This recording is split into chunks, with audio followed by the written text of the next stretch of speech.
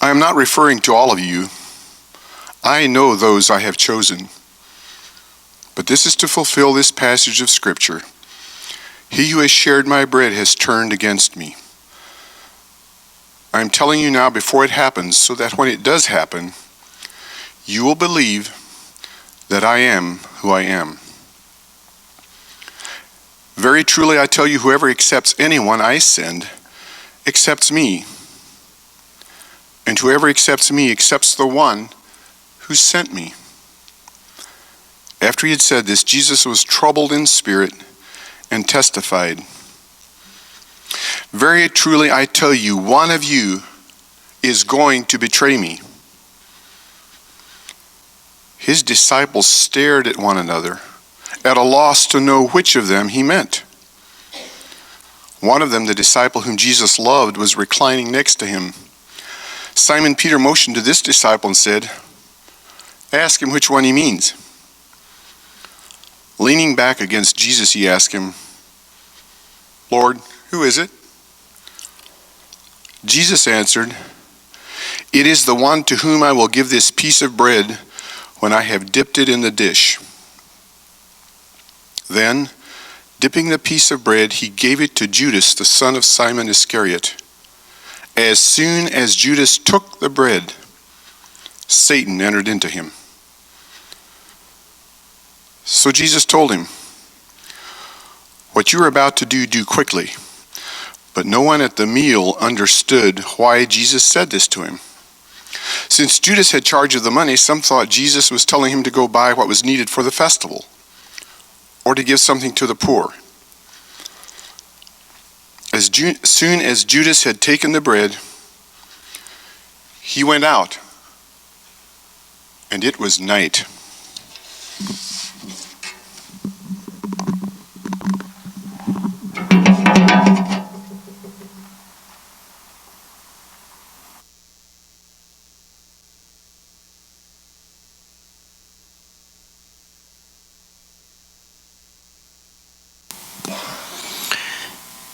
What you are about to do, do quickly.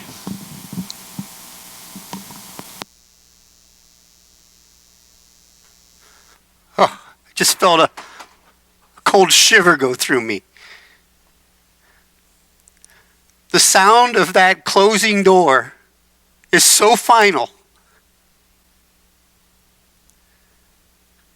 It's like I'll never be welcome there again. I wonder, will I see them again? I can't leave, but I must. I can't go back in, but I want to. I want to spend time with them. You know, Jesus said a lot of troubling things in there. And all I wanted was to spend a quiet evening with my friends and, eat the Passover meal together, spend time together. I mean, we haven't done that for quite a while. I mean, we've been together for 3.5 years, and it's been quite a while. I wanted just a quiet evening together, but I probably should have known by now that doesn't happen very often. You see, Jesus was in one of his teaching modes.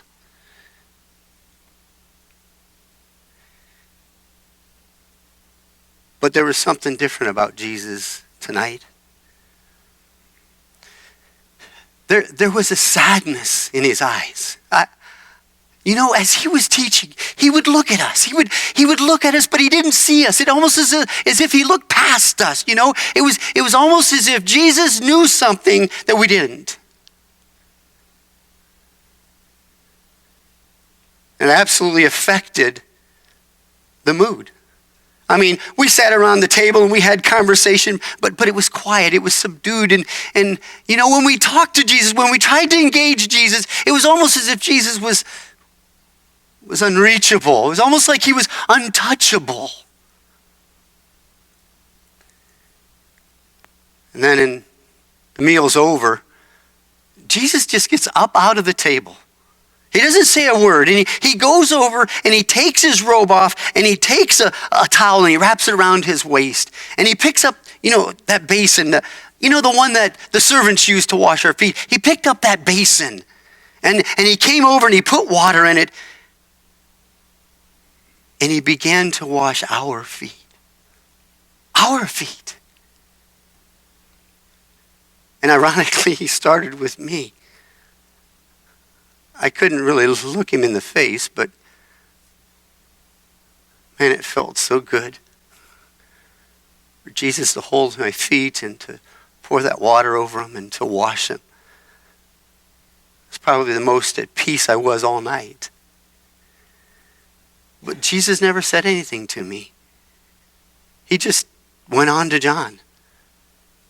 And he went disciple after disciple, of course, until he came to Peter. And then Peter says, "Oh no, Jesus, you're not going to wash my feet, right?"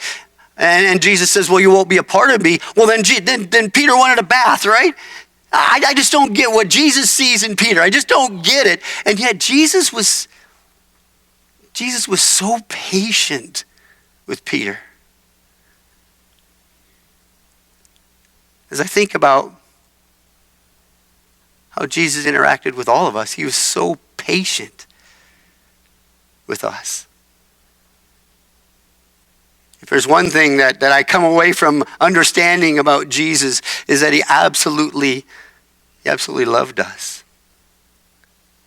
And you know what? It didn't matter. It didn't matter when Jesus corrected us, and there were times that Jesus had to correct us. But when Jesus corrected us, we still felt his love. It wasn't like he pushed us aside. We still felt that love coming from Jesus.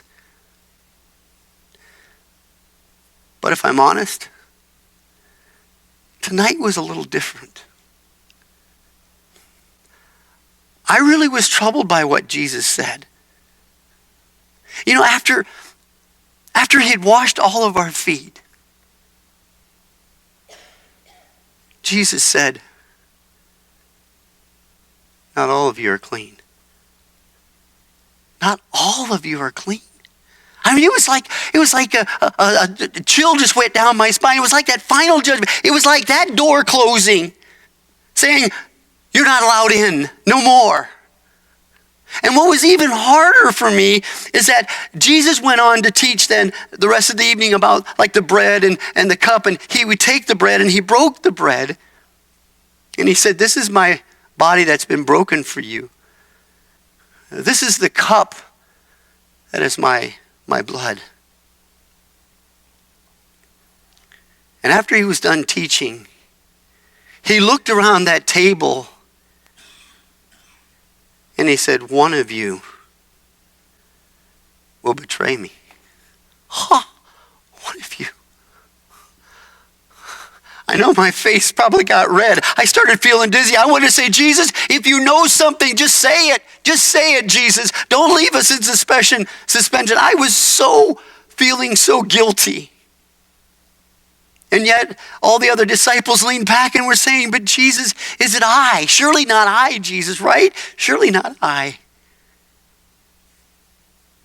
And Jesus just slowly said, "I'm going to take this piece of bread and dip it in this cup, and the man that I give it to is the one who will betray me." And he took that piece of bread and he dipped it in that cup. He handed it to me. It's then I knew that Jesus knew. And Jesus simply said, "What you must do, do quickly." But the words didn't hurt me. You know what got me? Is that Jesus looked me right in the eyes with those same compassionate, loving, and peaceful eyes. I couldn't look. I couldn't stay there. You see, because those eyes are the same eyes that treated me with nothing but kindness, and those are the eyes that I was about to betray. And so I did what I had to do. I got up and I ran out, and I ran out that door. But here I am. I'm all alone out here. I don't know that I can bear this. I really don't. I feel so alone, and yet I desire to be a part of it, and yet I know that I can't. And as these tears kind of wash down my face, I'm reminded of another washing that just took place a moment ago,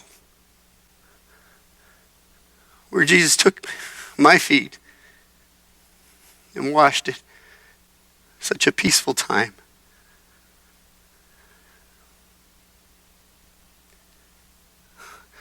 Will I ever be clean again? Will I ever? As I walked out that door, I felt Satan entering into me. I don't know that the disciples knew anything that was going on, any of the plan that I was thinking, or anything that I was thinking.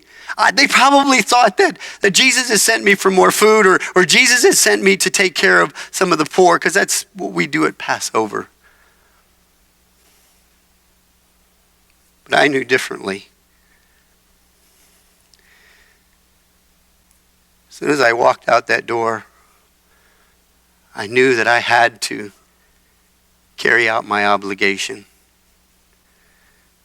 So I went to the high priest and I told him, I said, I know where Jesus will be. And he hands me the bag of 30 pieces of silver. So we walked towards the garden. And as we got to the garden, I heard Jesus saying to the disciples there, to Peter and John, are you still going to sleep? Are you still resting? Wake up, because my betrayer is here. I am about to be betrayed into the hands of this man. And I wondered, how does Jesus know all this? How did he know what I was about to do? And so I did what I told the high priest I would do. I went up and I gave Jesus a kiss and a warm embrace. And then the guards just jumped in. They grabbed Jesus. The disciples ran away. And my worst nightmare happened. Jesus was supposed to fight. Why aren't you fighting, Jesus? You're supposed to stand up to him. This can't be happening. But he just allowed the guards to take him. I couldn't handle it. They took him to Pilate, right? And they took him to the high priest. And before morning was even dawned, Jesus was condemned to die. And that wasn't the plan, God. That wasn't the plan. He wasn't supposed to die. How could this be? And I ran back to the high priest and I said, look, I've sinned. I've absolutely sinned. I have betrayed innocent blood. And do you know what the religious leaders said to me? The people who were in charge of the temple. They said, what is that to me? That blood is on your hands, Judas.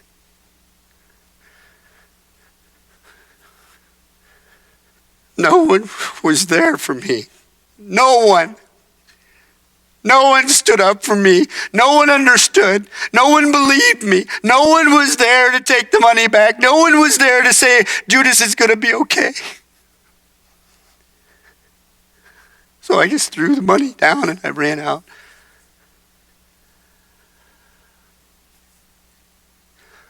What have I done? What have I done? Have I chosen to betray my Lord?